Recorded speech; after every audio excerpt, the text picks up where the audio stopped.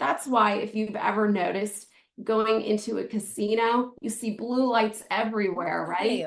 So blue lights activate our cortisol to spike. Shutting down the phones, shutting down the laptops, reading, taking a warm bath, it signals to the brain, hey, we're winding down. Let's get that cortisol level down. And then, of course, looking at food, eating regularly to maintain steady levels for our blood sugar is paramount to avoid those energy crashes. Now, recharging low cortisol, I want you to think of those adrenal glands. They're so tiny, they're the size of about a kidney bean. And it's amazing that something so small in the body can create such dysregulation.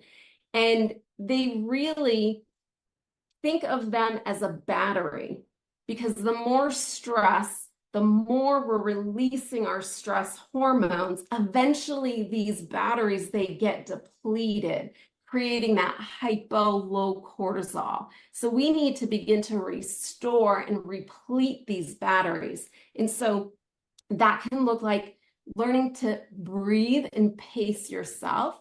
You want to incorporate regular rest breaks throughout the day. I want you to think this person here is standing here in this beautiful pose. I want you to begin to think about how you can incorporate regular rest breaks throughout the day.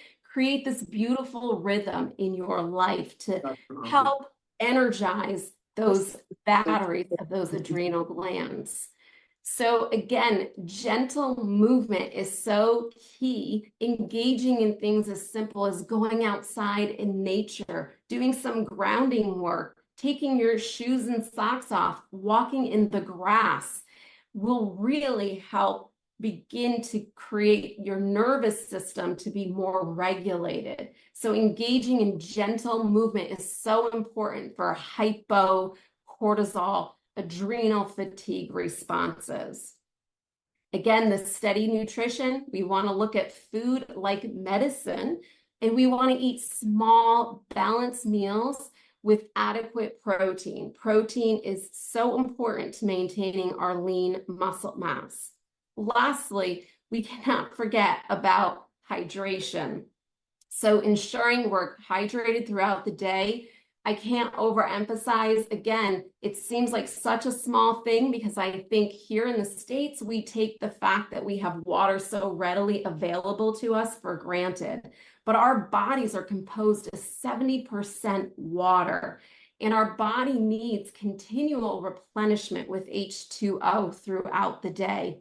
So the key thing to look for as we're integrated and we're learning to listen to our body, we're listening to our bodily cues, we want to look at our urine. And if our urine is just a light hue of yellow, we know we're successfully hydrating, okay? Again, to replenish our adrenal glands, we need to have sufficient hydration. So what do we want to do? We want to create a stress plan. How can we combat stress? So we're going to join together and we're going to personalize this and make this individually for you in a moment. So I want you to think about what you can do every day to create combating here. We're creating this, building your stress plan. So every morning, waking up with an intention. We're going to set an intention towards creating that beautiful rhythm of less stress. So in the morning, that intention happens. We're going to be breathing. By afternoon, we're just going to check in again. Where's my energy level at? How am I breathing? What is my mindset focused on? And then in the evening, we're going to begin to practice that sleep hygiene of winding down. Secondly, we're going to, again, every week, plan to make time for movement. We know things aren't just going to happen, right? That intention and that planning, and you don't have to start way up here. You can start small and gradually build yourself up, right, over time. So plan for some movement.